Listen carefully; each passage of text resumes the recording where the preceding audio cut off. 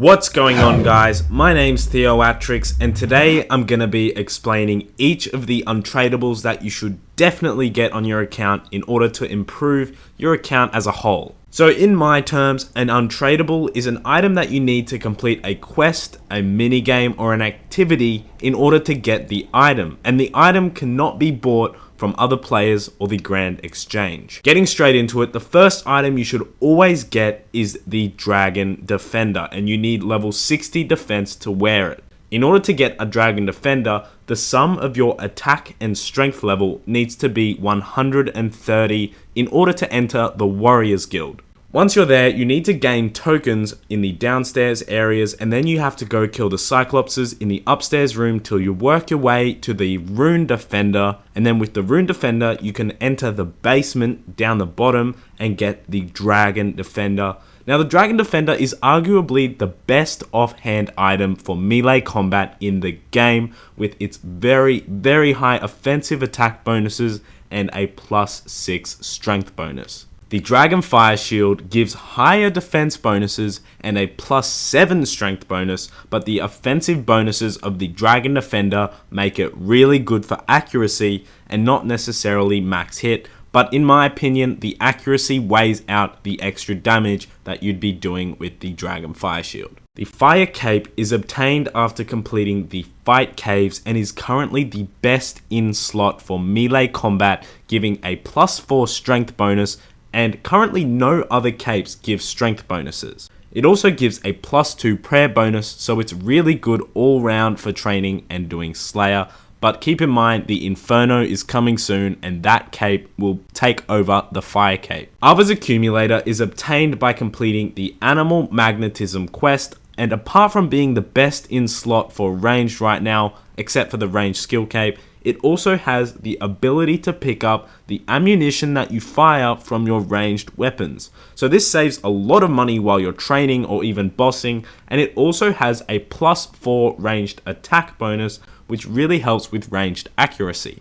The Fighter Torso requires level 40 defense to wear, and it's obtained from the Barbarian Assault minigame with 375 points in each roll plus 1 kill of the Queen. Currently, it's tied as best in slot for strength bonus with the Bandos chestplate, but take note that its defensive bonuses are a little bit lower than the chestplate, but the main selling point here is that it's free compared to the 15 mil Bandos chestplate, so it's a very good option for players that can't afford it. It gives a +4 strength bonus, and getting the torso will take you approximately 3 hours to 4 hours of Barbarian Assault depending on your team, but it's definitely worth your time. Next on my list is Full Void, mainly the ranged Void since it's so overpowered, but the melee Void is also really good. The magic Void can be useful for things like Zora, but it's really not used very much. Each set of Void has its different effects, and I'm going to explain those really quickly. First, the Melee Void gives a 10% bonus to melee damage and accuracy. Ranged Void gives 20% to damage and 10% to accuracy. And lastly, Mage Void gives 30% more accuracy.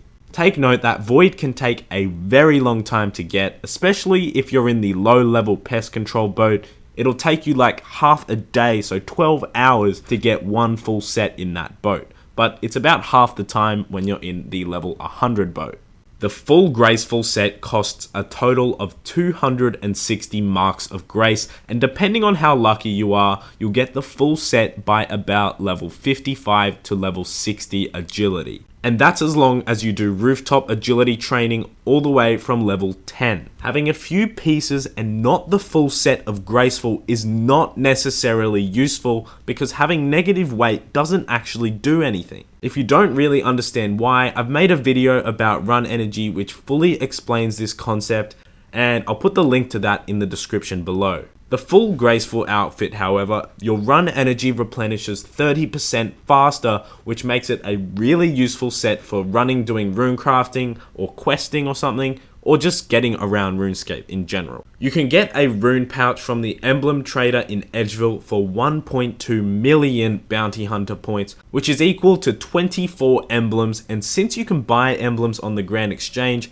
it costs you about 2.16 mil at this time to get a rune pouch. Now the rune pouch is such a useful untradable to have, since it lets you store 3 different types of runes and up to 16,000 of each rune in one inventory slot. It's great for bossing for that reason, or even Slayer, since the alch runes that you take slaying will only take up 1 slot instead of 2 now. And it's also really useful for bursting, since you can bring 2 extra prayer potions with you. The God Capes are a reward from the Magic Training Arena minigame in the Deep Wilderness, and you get to choose which one you want out of the 3 Guthix, Zamorak, and Saradomin right after you killed the 4 forms of Collodion. You need level 60 magic to wear the cape in the first place, and it gives plus 10 magic attack and plus 10 magic defense, which makes it by far the best magic cape in the game. The Arclight is made from using 3 ancient shards, which are dropped from monsters in the Catacombs of Kurend by using 3 ancient shards on the Darklight. It requires level 75 attack to wear, and it is a very powerful weapon to use on demons, since it gives a 70% accuracy and strength increase only when you're fighting demons. When you calculate the equivalent stats, it's actually better than the Tentacle Whip, as long as you're killing demons. So essentially, this is a must for Demon Slayer tasks and for killing Skatizo. The Ardougne Cape 4 is a reward from completing the Elite Ardougne Diaries and currently gives the best in-slot prayer bonus in the game. And it's really useful for Slayer where you need to use prayer, or even bossing where you're using prayer. Take note, the requirements for this are really high. Another awesome set of untradable items to get are the skill XP boosting outfits, and I've made an entire video about those. I'll put a link in the description for that. Basically, you can get a lot of bonus experience from wearing specific sets, like the Prospector outfit, which you can get from the Motherlode Mine, or the Lumberjack outfit. I go into a lot more detail in that video in the description. You can get the Slayer helmet when you spend 400 Slayer points at any Slayer Master to learn how to make it, and then with 55 crafting, you can combine the Slayer headwear into a black mask, and what that does is it creates the Slayer helm. And what the helmet does is it gives 16.67% damage and accuracy boost to the melee attack style only when you're killing a Slayer monster on your Slayer task. You can go ahead and imbue that helmet at the Nightmare Zone for 1.25 million Nightmare Zone points, and then it gives a 15% accuracy and damage boost to ranged and mage as well. Defensively, it gives the same stats as a Rune full helm, and it only needs 10 defense to wear, so it's actually a very good piece of armor to wear for low level players. The Salve Amulet is a reward from the Haunted Mine quest, and the regular Salve Amulet increases your attack and strength by 15% whenever you're attacking an undead monster, like a zombie or a skeleton. The amulet can be enchanted when you use Tarn's Diary on the regular amulet from the Tarn's Lair mini quest, and that increases it to a huge 20% attack and strength increase, which is actually better for the Slayer helm on specific tasks. You can then imbue the helmet to make it both enchanted and imbued for 800,000 Nightmare Zone points, and that moves all those bonuses to range and mage as well. You can also just imbue it so you don't enchant it at the same time, and that just gives you 15% in all of the attack styles, except for defense, which isn't even an attack style. You can get a really useful farming item called the Magic Secateurs after you do Fairytale Part 1, and what these do is they give 10% extra crop yields when you're farming herbs, allotments, and hops. But these only really come in handy when you're farming herbs, since the more herbs you get, the more money you make. So yeah, these come in so handy for making money with herbs in the long run, since 10% is a lot of herbs, considering you can do a lot of farm runs, and if you do them every single day, it's really gonna add up. The second last item is the Crystal Saw, and this one gives an invisible +3 construction boost, and it's really useful for getting good things in your house, since construction costs so much money. It can stack with the boosts of a spicy stew or the player-owned house tea, and at maximum, you can get a +8 construction boost if you get lucky with spicy stews. You get the Crystal Saw after you complete the Eyes of Glouphrie quest.